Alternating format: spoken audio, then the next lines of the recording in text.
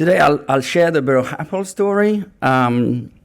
For those of you that don't know BuroHappold, it's a global design firm headquartered in Bath, and we do like the cool buildings that architects design, and we work with contractors to try to build them.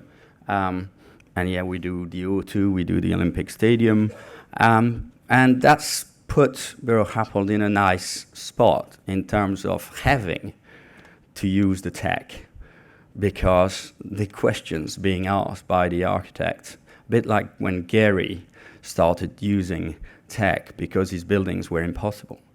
And so really that's why I'm very keen to share, because BuroHappold was put in a privileged position to be forced to use the tech and to have clients that paid for the R&D.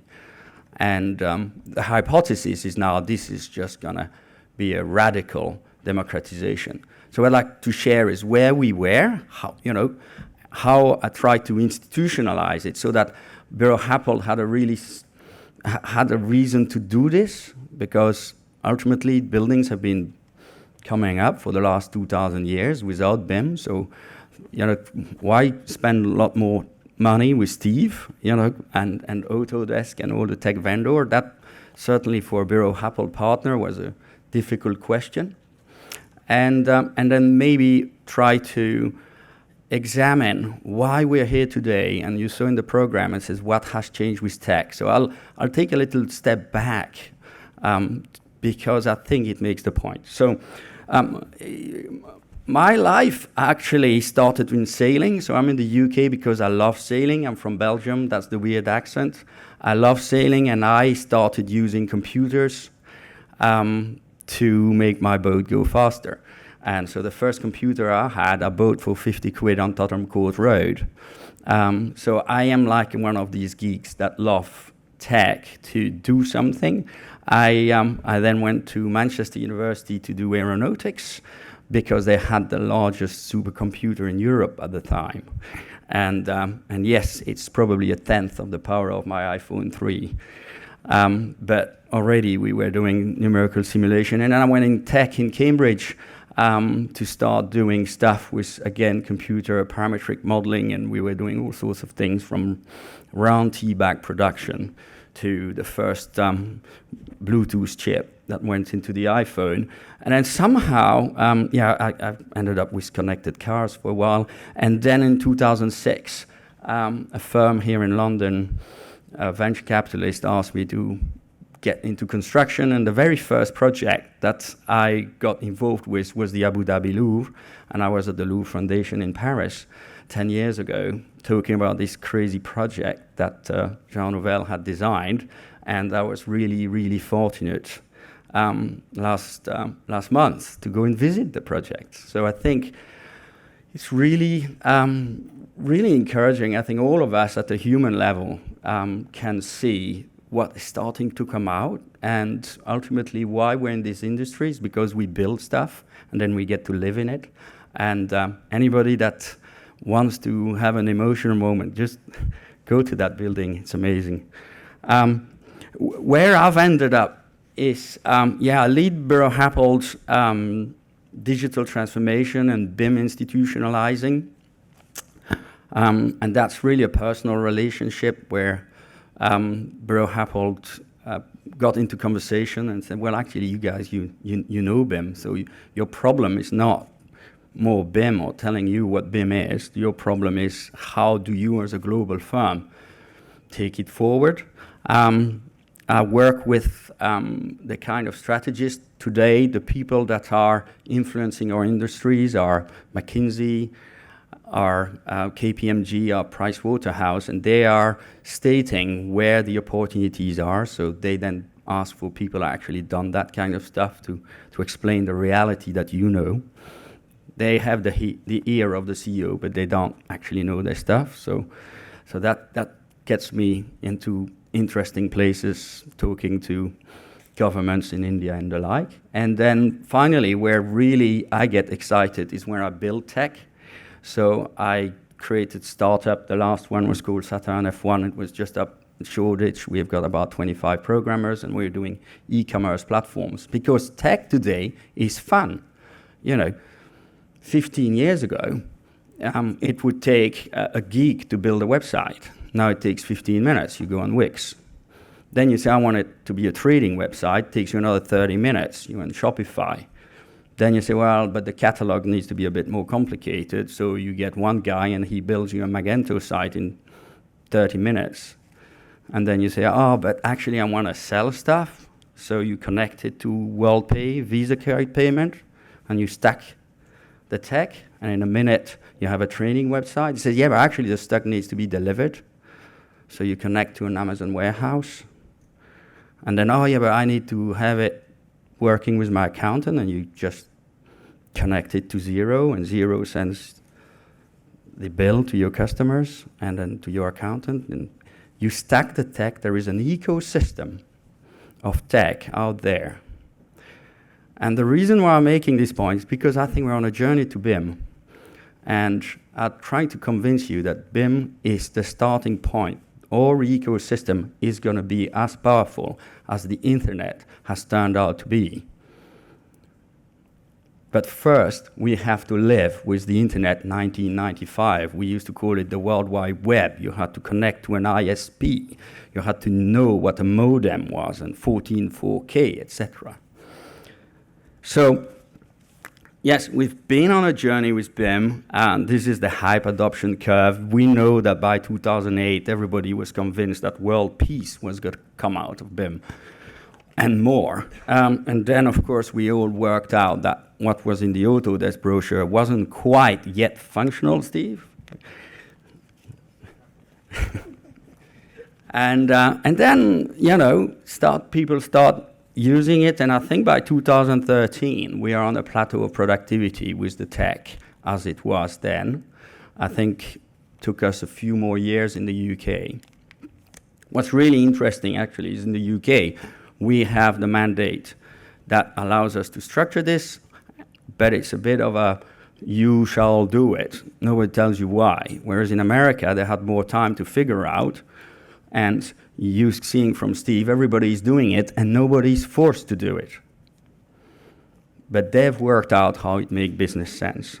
So let's just examine, here is a building, typical Tina project for BuroHappold. Tina, she's not a friend, she's just, there is no alternative. If you're gonna do one of these things, there is no alternative. You're gonna have to describe it digitally. It's impossible to draw, although I can write the equation. It's a catenary equation. I can describe every position on the surface. It's a typical BuroHappold lightweight ETFE surface. Drawing it and then building it gets interesting, right? So yeah, we can put it in BIM, and we can put it in Revit, and we can put every single systems inside an MEP model, and we can get a model handed over to construction. And this is 2013, and it was done. So what's the big story? Well, the big story is, if I can do it on one, can I institutionalize this into my business so that it becomes business as usual, first, and second, does it make me money? Because I'm going to spend probably 3 times as much on the tech, and again, twice as much retraining myself, getting all my new CAD blocks, having new tech, having new training, taking risk on doing it the first time. I'm less efficient. So it's a huge investment. You need to have the answer. Why spend all that money? I could take all the staff on holiday. That generates some more positive momentum in the firm. Or I could invest it in marketing, or why should I invest it in BIM? You need to have a radical description of why is BIM so much better for us. And the answer is that we needed to make BIM simpler, faster, and more repeatable. Because if we could really have a breakthrough in making the design work faster and design work for us, then it would actually free the designer's mind to what the designer wants to do, which is to design, to consult, to meet the client. Can we make all the boring, repeatable tasks go away. And we bet we could. And the answer for an engineering firm is that you have a whole world of analysis, and then you have the world of information delivery, drawing, and now models. Can you do that? Can you do that? Bring it all together into one unified, integrated workflow. And the answer is, yes, you can. This is Bristol Arena. Every single member is placed algorithmically, because the design is codified. The whole drawing production becomes automatic. Any data plotting is automatic. Any analysis generation of a single model for any type of analysis is automatic. Design exploration becomes supported, and you can really start designing your options, and you can check your design. Everything needs to become automagic. If I'll show my age, but the first time I used the spell checker, I had to export from Word into a rich text format and then import it into dictionary, and then it would tell me what words were misspelled, and then I had to go back into Word and edit it. It was powerful, but is it not nicer to have that red and that green line? So that is what I mean by radical adoption of technology. And now the full process for BuroHappold is that we have an engineer that's really inside the model, inside the data, and we have technicians which really are becoming data engineers. And they're using scripts to manipulate that data because, for example, Tottenham Hotspur's stadium, it's 300,000 odd BIM objects that we've had to instantiate based on design calculation, each with an average of 40 parameters, give or take, based on product data templates and the like. So we're talking about 600,000 times 40, which is 24 million data points to deliver. I'm not going to do that manually. And so the guys immediately got busy to say, when I want to do something, I'll just generate it. I'm going to automate it. I'm going to write an Excel formula, except the new Excel is visual programming, and for all guys, it's Dynamo. After all, BuroHappold was the birthplace of Dynamo, so we were going to use Dynamo, weren't we? So that the design process now looks like this. Of course, it's model-based. Of course, there's visual programming to actually manipulate the data, 40 million data points, and then you start bringing in some software engineers to write the more advanced scripts that you start to want to use. So you get to the conclusion, reached by many, long before us, that software is eating the world. Software is powering the world. Software is building a better world. As you know, the largest media company is a software company. It's Facebook. The largest advertising company is a software company. It's Google. The largest hotel company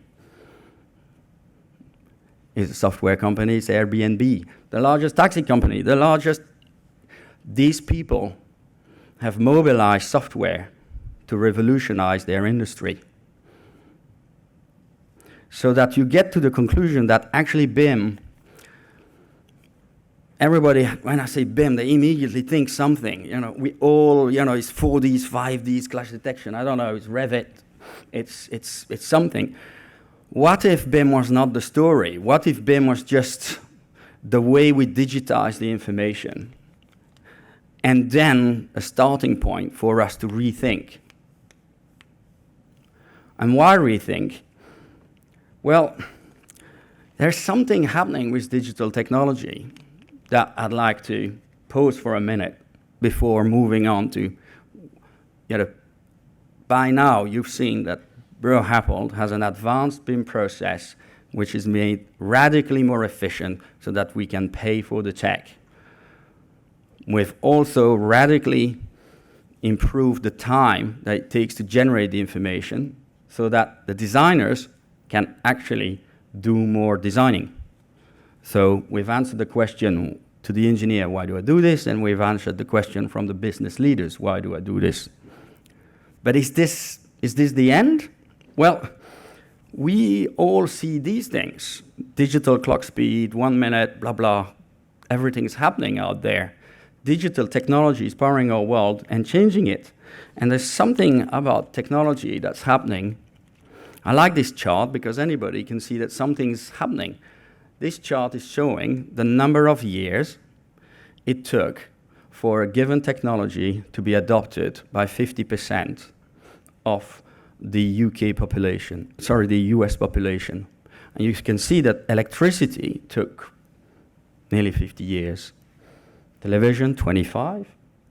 Mobile phone, 13. Something's happening. And the hypothesis here is that with digital technology, we are being powered up by an exponential technology. We mentioned Intel. Intel was founded by Gordon Moore. Who knows about Intel and Gordon Moore's and Moore's Law? A few? Great. Yeah, I mean, it's a bit of a geeky thing, but I think it's so profound that it's worth stating it. It's stated that every 2 years, the chip, for the same price, would double in power. Now, that is Gordon Moore's law, and he just discovered it in the mid-60s. So this is 50 years ago. Every 2 years, every 18 months, the number of transistors that go on a chip, which is our technology, is doubling. Imagine the second industrial revolution was a huge social impact, but it was built on steel. What would happen if we had had steel that doubled in strength every 2 years? By now, I mean, we would be building cables to the moon. We will be having amazing bridges that, you know, are barely supported. Buildings would be completely different, right? We would have had access to a crazy technology. Well, today we do. You just don't see it. It's in the chip.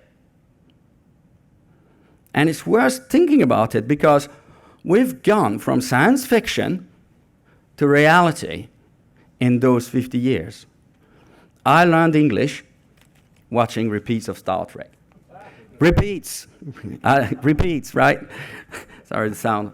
So I'm old, but not that old. And they had a device, right? You could ask, voice-activated, any questions about humanity's knowledge, and it would answer.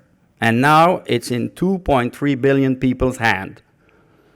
We call it a phone, oddly. Most people use it to look at videos of cats, which is the #1 Reddit answer on what would you find difficult to explain to somebody coming back from 50 years ago. It says that people have a tricorder in their hands and they use it to watch videos of cats. I thought it was a great answer. But I think it's worth, you know, taking a moment to pause, because we say, what are we going to do BIM? I've just made BIM efficient, but I don't think I've changed very much. And I have to thank the guys at MIT to talk about the impact of technology on society and the impact of technology and the journey we're making. And the music industry, which is a creative industry, is a good analogy, because you can see that you can choose to digitize, you can choose to use technology to change how you do things or what you do. And here is a list of companies, and of course I'm going to put them into boxes. So Kodak had all the patents and it could digitize picture. Sony invented the CD. HMV didn't do anything. Napster started streaming. Rio, who knows Rio? Rio thought that we could put the MP3, i.e. the format that was on the CD invented by Sony, in a hard disk. They had 95% market share of the MP3 player. What they hadn't reckoned upon was that Apple would turn up and create iTunes and fundamentally redefine how people consume music. So you can get excited, and I'll suggest you'll die.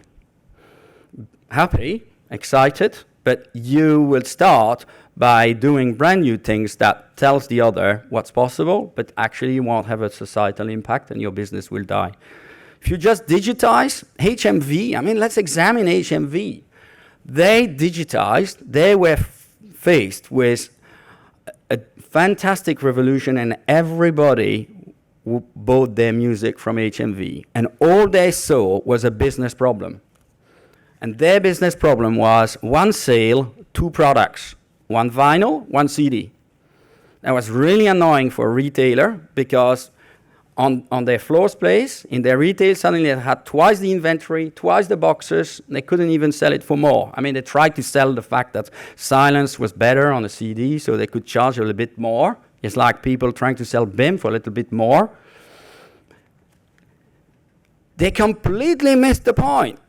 Look at Netflix. Netflix is just in the innovate how we deliver. They saw Blockbuster sending tapes and making people come. They say, oh, look, a DVD, I can put it in an envelope and post it, right? It was that simple. Why didn't HMV said, I can actually have a much wider catalog. I'm going to print the CD in the time it takes for the person to say, I want to buy it, and walk from the aisle to check out. They'd done that. They'd put in every single HMV store the ability to print the stock as it came. They would be the dominant music player today. But their outset on music is, it's a problem. This digitization is a problem. Netflix went further and transformed, and that's why actually they would end up in the transform box now, because they started streaming, and when they started streaming, they started getting information back from their customers, started advising them what is great. Who has Netflix? Who doesn't have Netflix? So my point is, yeah, what you do matters, and are you sure that you're not just digitizing, right? BIM level 2 compliance is digitization. Yes. Digitization of letters saves the cost of the stamps, has no ROI, and it's just called email, right? When people ask me, what are we doing with BIM? You know, make sure you're not email. So can we bring this to construction? Well, you sort of saw some image from and some data from Steve in the US. I'll just share a couple of things on why I believe it's an emphatic yes. Some data point. First, if you work with in the broader industry, we are, as Bimal pointed out, we are known for three things. We're famous for three things collectively as an industry. We're late. We're over budget, and the buildings don't work. How often is it too cold? How often is it too hot? How terrible for us to be in that position. And I believe that the reason we are in this position is because we've not been able to use tech to progress like others. Because the tech has not been there. The tech has not been powerful enough to solve the problems of our industry. And Steve is but when ERP happened in automotive in the mid-90s, I was there. There was a moment where suddenly technology became radically cheap and radically enabled us to start envisaging crazy things like making car-to-orders, giving the opportunity to customers to customize their car on the website and push it to the factory and then get that back. You know, when the CEOs of car companies were presented with this idea, they thought it was completely insane. And of course, then they did their math and they worked out that it cost them a lot of money to build cars that people didn't actually want to buy because they made too many yellows or too many greens, or the guys didn't want the options they had built in. So suddenly, this industry had technology to rethink their business, engage with their customers, mass customize the products they were making. We have an industry that is deeply inefficient and is starting to become amenable to the power of technology. And you can see it, that across the EPC value chain, you're seeing this happening everywhere. 5 years ago, I mean, we've had drones for 20 years, but to be able to have the electronics and to have the power on board, they used to be massive things that only the military used.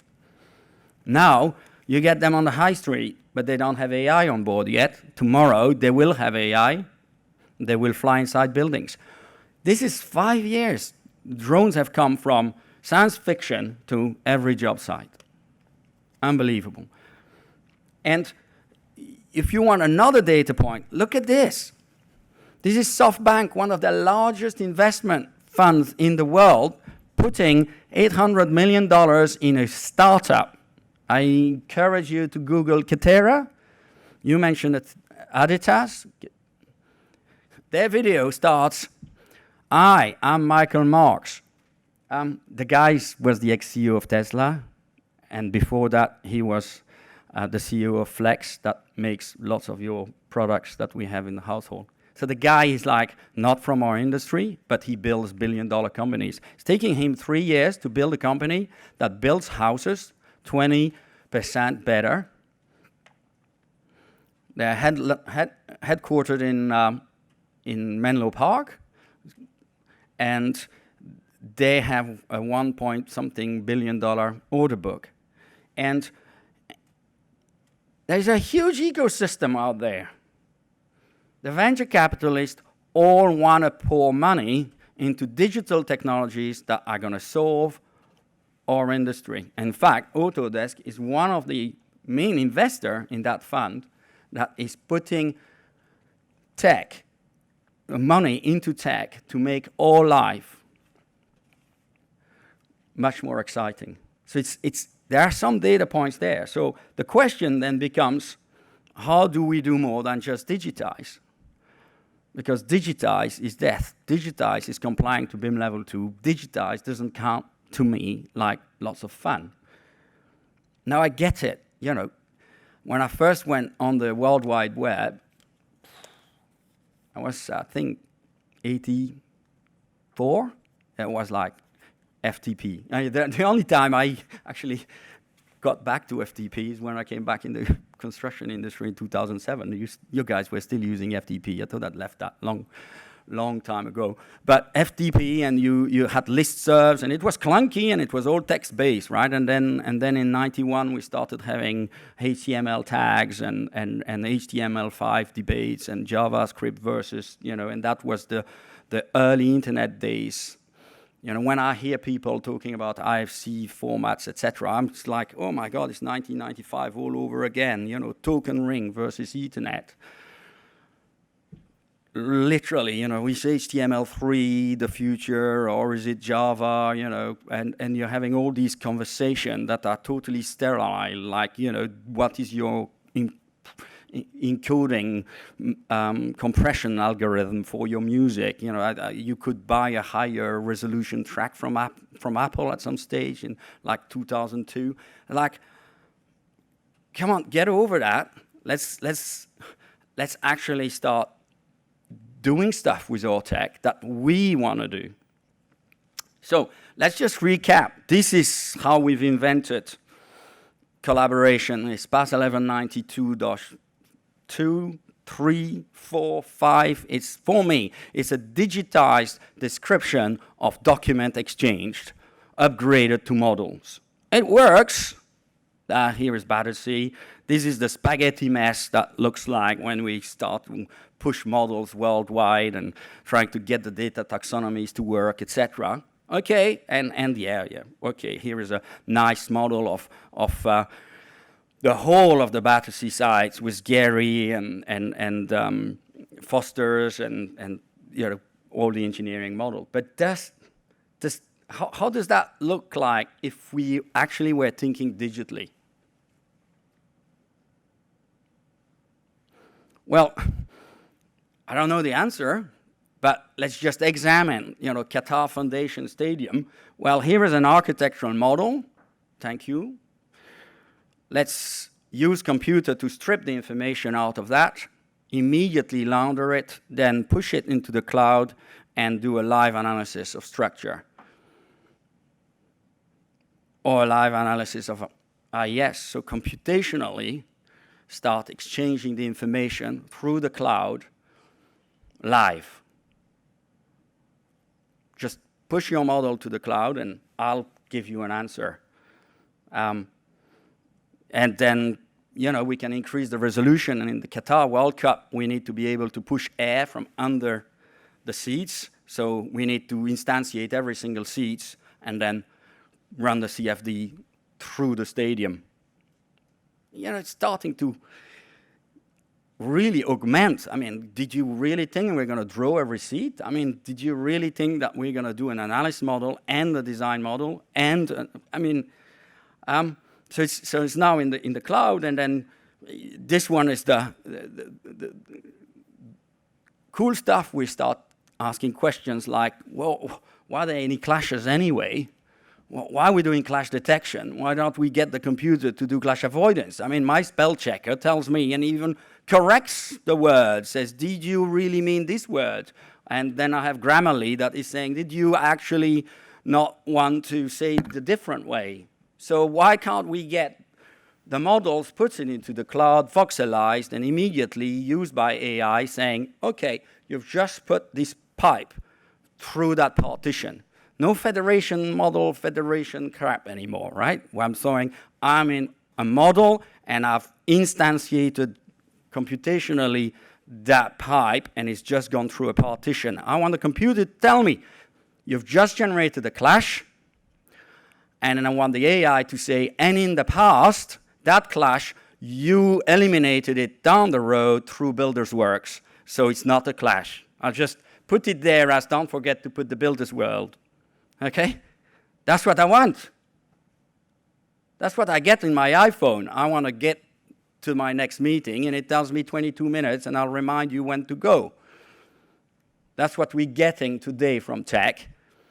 Steve, that's what we want tomorrow from tech. Right? Well, we need to ask the question, because then it starts making sense, right? Augmented design through machine learning. Because it's model-based, because I can push it in the cloud, because the cloud is infinite, because the cloud instances on compute that these guys use, EC2, elastic cloud compute, infinite cloud compute, just run it. Life is about to get fun. Okay, so DFMA, everybody talks about DFMA. Let's just share with you DFMA. DFMA in BIM looks like this. So how do you build one of these things? I mean, you can see the contractor there. This is in Macau. So the contractor up in the Pearl River Delta was already, sort of having palpitations. Say, no problem, we'll push the data into your stuff. So, of course, the design is fully generative, and you optimize as you do, and you rationalize as you do, and then you start getting into generating the connections. So this concept of LOD 350, LOD 400, this is like, does it really exist if the design decisions are perpetuated and then propagated down the line to the full resolution? Because why would you not get the computer to generate it to the full generation? It's just elastic compute. So here we're doing connection designs, and then those pieces then get pushed into the mill and then put onto the site, and ta-da, you have a building. So we're starting to mobilize, but what does it look like in a digital world? Well, ultimately, it needs to be even more gestural. It needs to be even more automated so that we can spend all time thinking about what really matters. And again, here this is just a demonstrator. If you tell me what's your construction method, what's your floor plate? Why could I not just encode that, my boundary conditions, and then let the computer sort of instantiate the design based on your design intent? This is how I want the facade. Let's add a few floors. Ba-boom. The design's been created. Because people tell me buildings are all different. Yeah, the boundary conditions are different. But how different really are they? I mean, I'm just looking around this room. I don't see that these carpet tiles are that different. I don't see that this reflected ceiling here, this ceiling system, is that different from the one next door. I don't even see that the structural grid, I mean, if I'm a 10 by 10 structural grid, I already know I'm in an exhibition hall. That's how different buildings are. Anywhere in the world, you're on a 10 by 10, you're in an exhibition hall. 12 by 12, you're probably in an airport. Right? If you're steel, you're probably here. If you're in concrete, you're probably in India. How many variations are there? Not that many. The DNA can be reduced to quite a few parameters and trying to make strategic decisions with your client. So why can't you just get the computer to say, if that's how you're thinking about it, that's what it looks like. Boom. And then, of course, if you know what it looks like, boom, let the computer calculate all the way down to the slightest bolt, because you told it how you're going to build it. You know who's going to build it. Kaboom, there is your instantiated BIM, generatively constructed for the construction method. Change the construction method, we'll create another BIM. Oh, you have 3 contractors bidding? Fine, let's do 3 version. Oh, I mean, I press F4 3 times, right? Do you want the BIM? I'll give you the BIM. Why is model handover not a problem with this? Well, that's not my IP anymore. My IP is what's in my brain that I'm using to instantiate one version of the design based on that day's view of what the client wanted and our understanding. And yes, then, kaboom, that same kit of part can create any sort of building forms. And yes, this is just an architect changing the floor plate, changing the number of floors, changing the orientation of the buildings. It's running. So I don't want to take too much more time, but I think it was the purpose of this conversation. I haven't had so much conversation, but to just say, okay, now let's get out of the digitized box, right, guys? Make BIM your business as usual, because life's going to be fun. So business as usual, automation, integration, digitization, that gets you out of the digitized, boring, dangerous box. I'm spending money and getting no benefits. And the second part is then, what will you do with it? The list down there is non-exhaustive. Steve showed where the contractors in America are. Here I'm sharing where BuroHappold is. You know, it's interactive analysis, optioneering, data-driven. So we are yet to invent YouTube. We are yet to invent iTunes. We are yet to invent WhatsApp. We're just at email. Don't let that email station be in the little corner, the people that do BIM. Get in there. Get connected. It's about to get a lot more fun. That's my takeaway. And on that note, I'll just leave you with my favorite picture of the Louvre. Thank you very much. Brilliant.